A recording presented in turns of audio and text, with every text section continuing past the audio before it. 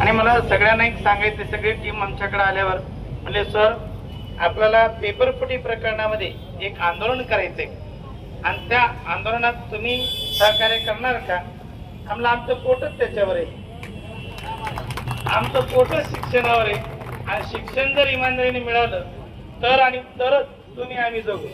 गरिबाला न्याय देणारी एकच देवता आहे ती म्हणजे शिक्षण. बाकी आपल्याला कोणी आधार देऊ शकत नाही. आणि सर्वांनी म्हणून खरंच तुम्ही आता जो प्रश्न काढला जिल्हा परिषद, आम्ही आता ठरलो की आंदोलनात सहभागी झाल्याच्या नंतर काही जिल्हा परिषद शाळेला आज भेटू देऊ, आपला जरा वेळ आहे तर त्या जगल्याचं आपण जगू.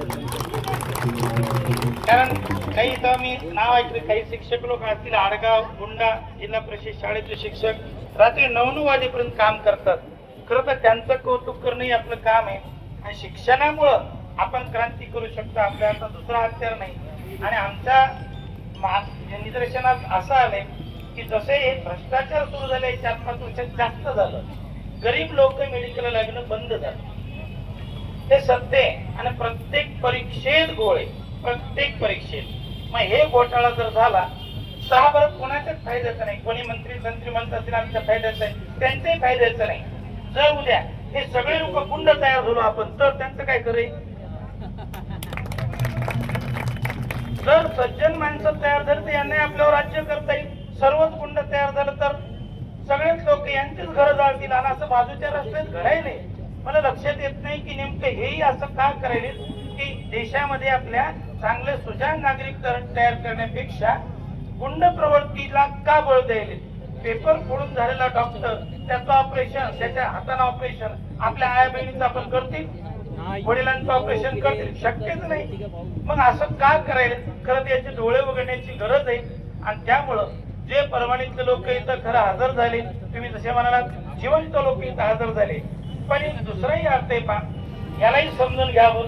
प्रत्येक माणूस आज इतका धावत पळत आहे, त्याला इथे यायलाही वेळ नाही, पण त्याच्या मनात इथे यायची भावना आहे, हेही जाणून घ्या. प्रत्येक जणाला इथं सपोर्ट आहे, तो ऑनलाईन सपोर्ट देतोय, इथले सगळे भाषण ऐकतोय, त्याची इच्छा आहे इथं सामील व्हायची, पण त्याच्या बऱ्याच अडचणी आहेत. त्याचा रोजगार आहे तो बुडून येऊ शकत नाही, त्याची शाळा आहे तो बुडून येऊ शकत नाही. तेव्हा आपला समर्थन फक्त इथं आहे तेवढ्यांच नाही तर इथल्या लाखो लोकांचं समर्थन हे नक्की पाहतो की आम्ही इकडे तिकडे फिरतो तेव्हा लक्षात येते की समर्थन सगळे परभणीकरांचं आहे. आणि यात कुठलाही जात पात धर्म पक्ष नाही.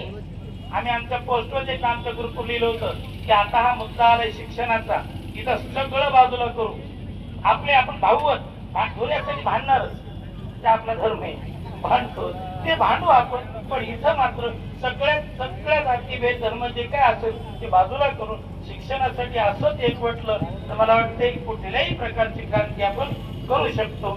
आणि पुन्हा एकदा आमच्या क्लासेसच्या वतीनं या आंदोलनाला पूर्ण पाठिंबा असं सांगतो.